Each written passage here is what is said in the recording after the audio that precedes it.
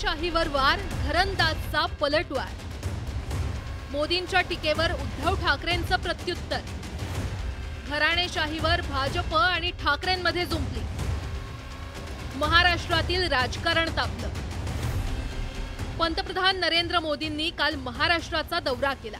नाशिकच्या राष्ट्रीय युवा महोत्सवात बोलताना त्यांनी घराणेशाहीवर जोरदार निशाणा साधला। घराणेशाहीच्या राजकारणामुळे देशाचं मोठं नुकसान झाल्याचा टोला लगावत मोदींनी पुन्हा एकदा विरोधकांना लक्ष्य केलं। अब अमृतकाल के इस कालखंड में आज वो दायित्व आप सभी मेरे युवा साथियों के कंधों पर है। अब आपको अमृतकाल में भारत को एक नई ऊंचाई पर ले जाना। पंतप्रधानांच्या या टीकेवर उद्धव ठाकरेंनी पलटवार करत घरंदाज माणसानं घराणेशाही बोलावं म्हणत चिमटा काढला। गद्दारांची जी घराणेशाही आहे त्याच्याबद्दल प्रधानमंत्री बोललेच नाही। ती घराणेशाही चालते का? म्हणजे गद्दार असतील ते लोकप्रिय आणि त्यांची घराणेशाही त्यांना प्राणप्रिय, तर हा सगळा बोगसपणा आहे। पण घराणेशाहीबद्दल एखाद्या घरंदाज माणसाने बोललं तर बरं। त्याचवेळी काँग्रेसनंही मोदींच्या टीकेचा समाचार घेत प्रत्युत्तर दिलं।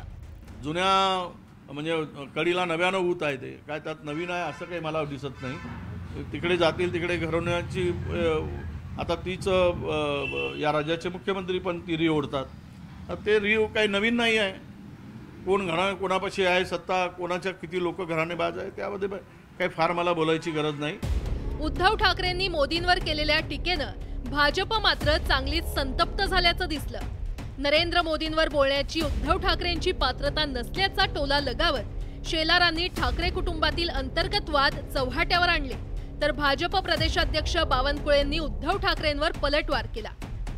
नरेंद्र मोदीजींसमोर बोलायला ती पातळी अजून उद्धवजींची आलेली नाही आणि स्वतःला घरंदाज जर म्हणणार असेल, कुटुंब प्रमुख जर उद्धवजी म्हणणार असेल तर त्यांचा मला खडा सवाल आहे, उद्धवजी तुम्ही कुटुंब प्रमुख किंवा घरंदाज कसे?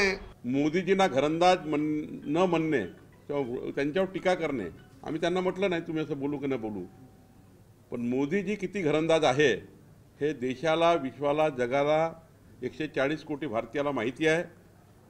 निवडणुकीच्या निकालातून दिसेल 2024 मध्ये की मोदीजी किती घरंदाज आहे। एकंदरीतच अध्यक्षांच्या निकालानंतर मुख्यमंत्री एकनाथ शिंदे आणि आता पंतप्रधान नरेंद्र मोदींनी देखील घराणेशाहीवरून टीका केल्यानंतर आता विरोधकांनी देखील यावरून पलटवार केल्याचं पाहायला मिळतंय। त्यामुळे घराणेशाही आणि घरंदाजवरून राज्यातील राजकारण तापल्याचं पाहायला मिळतंय। Bureau report, news 18 Lokmat.